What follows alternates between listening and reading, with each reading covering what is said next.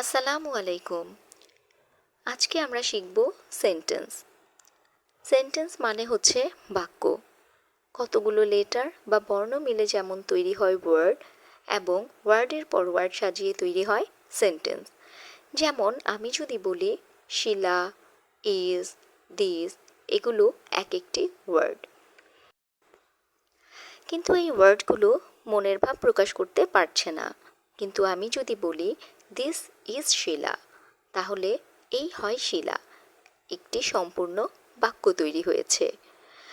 কয়েকটি ওয়ার্ড পাশাপাশি বসে যদি মনের কথা পুরোপুরি বোঝাতে পারে তাকে সেন্টেন্স বা বাক্য বলে।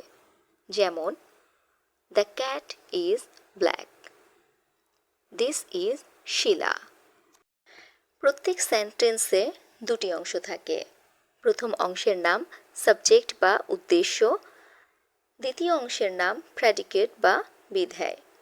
প্রথম অংশে সাবজেক্টে ব্যক্তি, বস্তু বা প্রাণীর নাম হয়। প্রতি অংশে এক বা একটির বেশি ওয়ার্ড থাকে।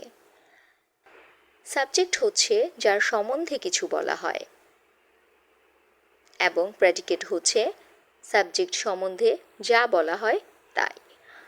এখানে দ্য হর্স ইজ হোয়াইট, এখানে প্রথম অংশ দ্য হর্স হচ্ছে সাবজেক্ট এবং হর্সটি হচ্ছে সাদা।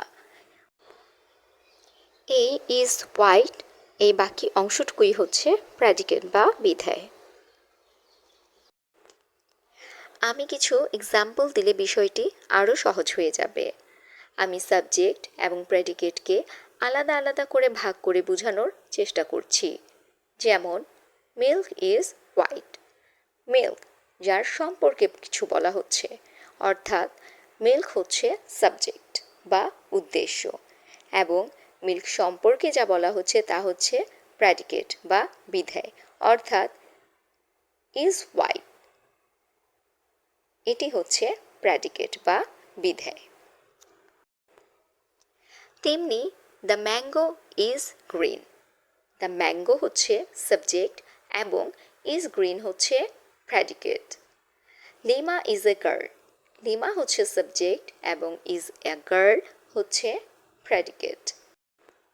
তেমনি রহিম ইজ আ স্টুডেন্ট, রহিম হচ্ছে সাবজেক্ট এবং ইজ আ স্টুডেন্ট হচ্ছে predicate. I eat rice, I হচ্ছে সাবজেক্ট এবং ইট রাইস হচ্ছে প্রেডিকেট। আশা করি আপনারা সহজেই বুঝতে পেরেছেন।